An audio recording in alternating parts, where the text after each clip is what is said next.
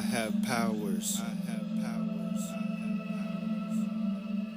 Okay, so if we rewrite this, in terms of u, we're going to get our normal x tangent x just stays out in front, and then minus, we're going to have a u to the negative 1 power, and then our sine x is still here, and we actually have, in place of dx that was here, now we're going to have du over negative sine x.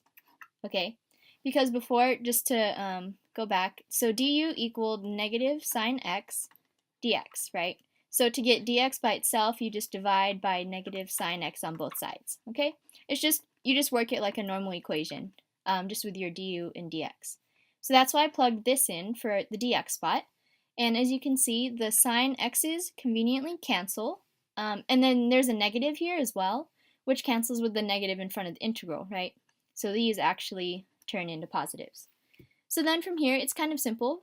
So we have, again, our x tangent x, and then plus, and integral of this is just ln absolute value of u, and then plus c. Don't forget the c whenever you're doing indefinite integrals. Okay, and then we just plug in whatever we made u in the first place. So u was cosine x. So we're just going to plug in cosine x for this spot. So x tangent x plus ln absolute value cosine x, absolute value, plus c. Okay, and then yeah, this is our final answer. And whenever you get your final answer, you can always differentiate or take the first derivative again, and make sure that that's what is in your integrand, or the original thing that you started with. Okay? Alright, so now a second part. So that was covering indefinite integrals with the whole plus c thing. Now let's do definite integrals. So here's another formula. It's basically the same. It's just telling you that you have bounds now. So the u dv equals u times v evaluated from a to b minus integral of v du, and then the bounds are just inserted in. Okay? So let's do a quick example of this one. Let's say we have, example is 2 to 4 of ln x dx. Okay?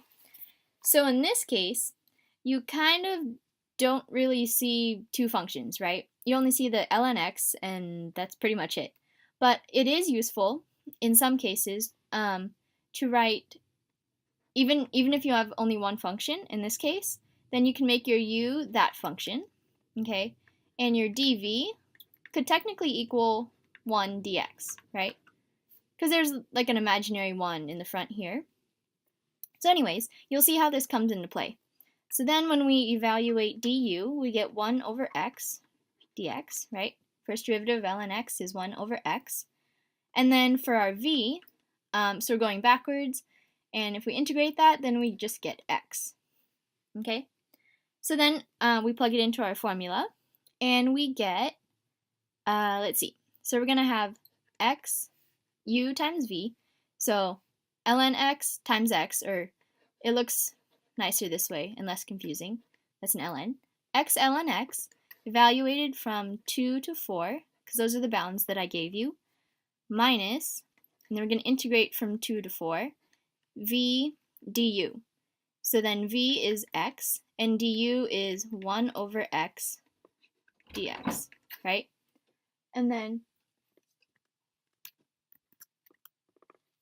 hold on. Okay, so then as you can see, the x's here also cancel out conveniently. So then we just have a 1 dx, which turns into, so then we'll have x ln x from 2 to 4 minus, and then since this is just a 1 here, that'll be an x evaluated from 2 to 4. Okay? And then moving on to I'll go on to another page to write it out. And we have, let's see.